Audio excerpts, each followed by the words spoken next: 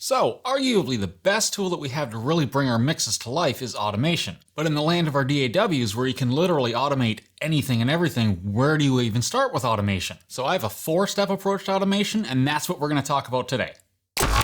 So the way I look at this is like a top-down approach to mix automation. But one of the steps is actually a bit of an outlier, so we're going to start with that. So the first part of this is general effects automation. Now usually you wouldn't start any mix automation until your mix is pretty much finished, but when it comes to this aspect of effects, you can do this at any point, which is why I wanted to lead with this portion of it.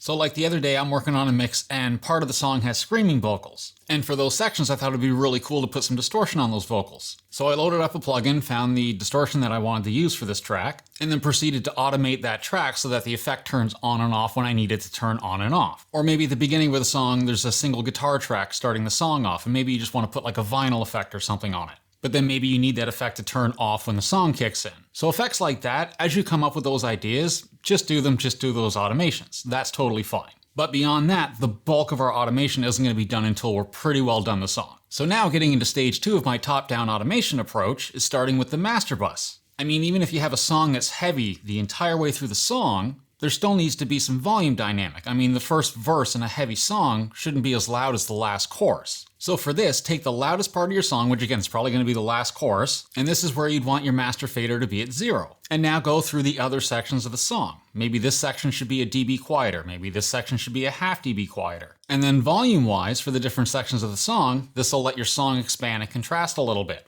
Alright, so the third part of this is looking at your groups in each section of the song. So what I mean by groups is your drum bus, your guitar bus, your bass bus, things like that. But then going through each section of the song and making level adjustments on each of these groups. The level of your drums might be great for the chorus, but then maybe for the verse it's too loud. Or sometimes same thing with the vocal. It might be perfectly set up level-wise for the chorus, but then in the verse it's way too loud. So again, just go through each section of the song and make any adjustments. And now the fourth step, getting down to the bottom of our pyramid, is looking at individual tracks in the song. And this is where we're looking for these little moments, like maybe in a verse the bass is just chugging along on root notes, but then partway through that verse it does this really cool little bass line. So take that little section where it does that cool bass line and automate that volume up a little bit. This could go for guitars and every other instrument too. Maybe there's a little drum roll on the snare or something and you want to bring that level up just a little bit, just for that little fill. And this is also a good place to start automating any additional effects you have. Like again, maybe you've got reverb on a snare drum, and again, that's a good amount of reverb on that snare drum in the chorus,